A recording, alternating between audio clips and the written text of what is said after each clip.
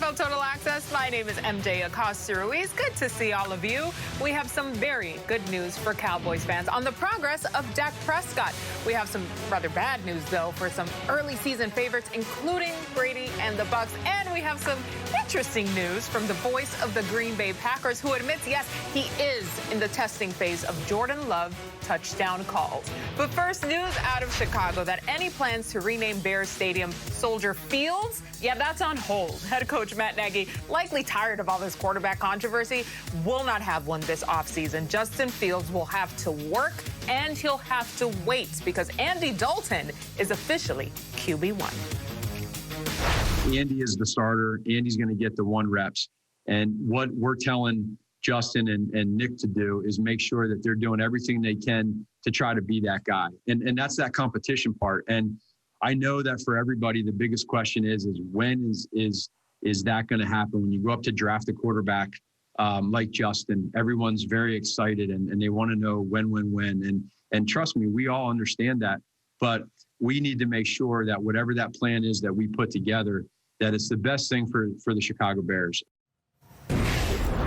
Big hello to my buddies, David Carr and Joe Thomas with me today. Listen, guys, there is no misinterpreting this. Matt Nagy said Andy Dalton is our starter. So I know I was hyped for the Justin Fields selection in Chicago, but we're going to have to wait to see that in action. Do you like the build-up here, David, the way they're going with this? Well, it's the exact right move. This is how you take pressure off your young quarterback, off yourself, having to answer the questions all summer. And this is what you do. You let the young kid understand that, you know, as much as he thinks he knows, he has no idea. And I'm speaking from experience because you don't just walk into an NFL huddle and maybe you can tell them the answers on the board. Maybe you can explain to them where you're going to go versus certain coverages and how you're going to protect certain things. But until you step in there and then you try and sell it to guys like Joe Thomas and guys that have been there and you try to get them to follow what you're doing, that's a totally different animal. So he's got a lot of work to do, a lot of work ahead of him. And you got a great quarterback in Andy Dalton who has a ton of experience that can easily run your offense, run your offseason program. And Justin Fields can just jump right along in there and follow what Andy's doing. Andy's going to lay out a beautiful path of how to prepare, how to get ready, what to do.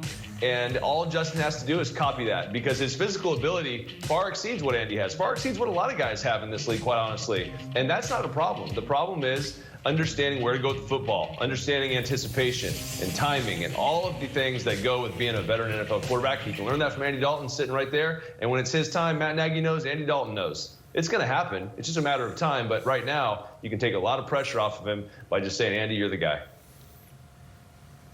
Yeah, the last thing you want to do, David, is to put a young quarterback in the game before he's ready and force the offense and everybody on that offense to play in a dumbed-down version of the offense because it slows the growth of that offense. And as you know, every season is a new season for an offense. It's going to have a lot of different wrinkles. You may have 20% new concepts out there. So there's a lot of guys on that offense that are just trying to figure out what Matt Nagy wants in 2021. And if you put Justin Fields in there before he's ready, he's going to be worried about the guys that are hitting him on Sundays rather than learning the offense. And I think that's a big hindrance to a rookie quarterback. So even though this is Justin Fields' Andy Dalton's team right now, you can expect that as soon as there's a slip up in the middle of the season, as soon as there's a few games that don't go the offense's way, a couple losses, they start piling up. That's going to be the opportunity when the door cracks open, it becomes Justin Fields' team.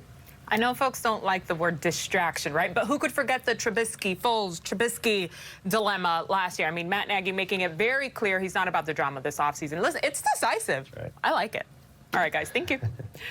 The Cowboys will begin organized team activities in less than 2 weeks. Now, the past 2 weeks have Mike McCarthy expecting Dak Prescott to be part of those activities as an active participant. Moreover, McCarthy believes Prescott will be a full go by training camp in July.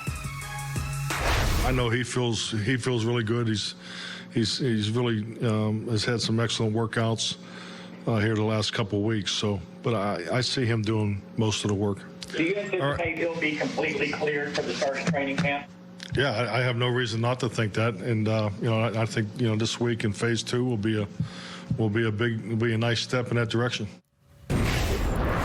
All right, David, you remember we had Dak on the show just before the draft. He was very confident about his progress so far. So it's really not surprising to me to hear Mike McCarthy say that, yeah, he expects Dak to be cleared for training camp. I mean, that's basically a whole 2 months, David.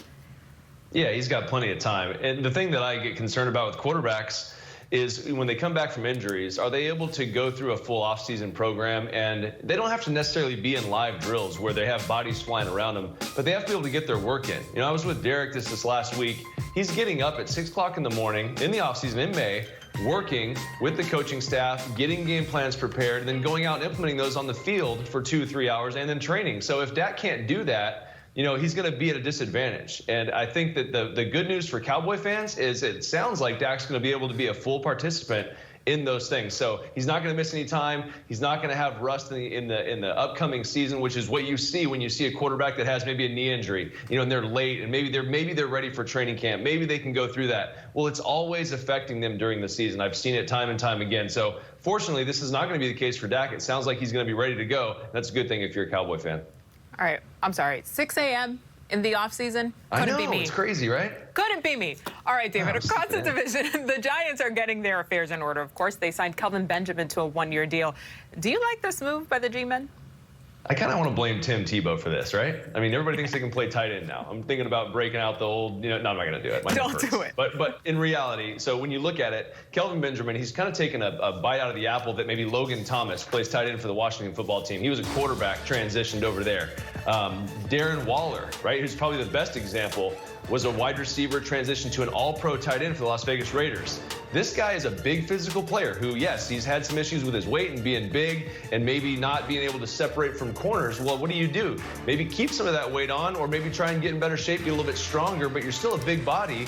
If you can block in line or block linebackers and just show that you're willing to do it, now you have a matchup on your team, and that's what it is. That's what it's all about in this league. It's not about, being #1 wide receiver or being the #1 tight end. Are you a matchup problem? Can you take your offense to another level by now being a wide receiver body with a little bit bigger frame, going and beating safeties and beating linebackers? Because he's going to have the advantage, in those situations. So if you can get him to where he can at least be competent blocking, they have something there. And it's sometimes a shot in the dark hits the bullseye. And that's what they're trying to do with the Giants. They have Evan Ingram. They got Kyle Rudolph. They have some good young tight ends. But if this thing hits and he's a talented guy that can play at tight end, I mean, you got a winner there, but they're not overly concerned about it, but it is a nice little advantage to have and a nice storyline in training camp. Yeah, and you mentioned some of the guys there that they have on deck. They also addressed quite a few things this offseason. I really love what they did in the draft with Kadarius Toney at wide receiver, Azeez Ojulari on defense, and of course, let's not forget Saquon's pending return. All right, David, thank you. All right, several teams shared photos today of their players out on the field for phase 2 of organized team activities. Among all of this, one caption pretty much sums it all up. You love to see it. All right, let's get more news from around the league with NFL insider Ian Rappaport. All right, Ian, the Players Association has encouraged rookies and others not to attend these practices in person. What kind of turnout, though, did the team see? Yeah, a pretty large turnout, it seemed, across the NFL, MJ. And, it's May, and usually all eyes are not on how many players are showing up for voluntary OTAs. And, of course, today was the first time that teams could have players on the field with some instruction, something that started to resemble football. And it seemed to be just canvassing the league maybe more than we had thought. Now, there was basically full attendance for rookies last week. And I'll give you a sample of how some of the teams handled their attendance. The Miami Dolphins, whose team leaders reached a agreement with Coach Brian Flores about how their OTAs would be a little less strenuous. They had more than 70 players. The Jets, more than 80 players for new coach Robert Saleh. The Giants had about 40 players for Joe Judge, and the Denver Broncos, who had several of their team leaders there, including Von Miller as he recovers from an injury, more than 75 players. So with the Players Association calling for boycott and pushing to change the offseason, doesn't seem right now like so much has changed, at least as far as the attendance goes for OTAs. Looks like guys really eager to get back out there more than anything else, Ian. All right, the Eagles, they made a pickup today from within the division. Yeah, very familiar name to Philadelphia Eagles fans for a very different reason. Ryan Kerrigan, and a really all-time excellent Washington football team pass rusher, 4-time Pro Bowler, posted on Instagram to the Eagles fans a nice little personal message. All right, I know I wasn't your favorite player for the last decade or so, but he's clearly pretty fired up to sign with the Philadelphia Eagles. which he did today. Actually visited several teams, visited the Steelers, visited the Bengals, visited the Eagles under some secrecy there, and comes out today, gets a one-year deal worth up to $3.5 million. And it was also fascinating. As soon as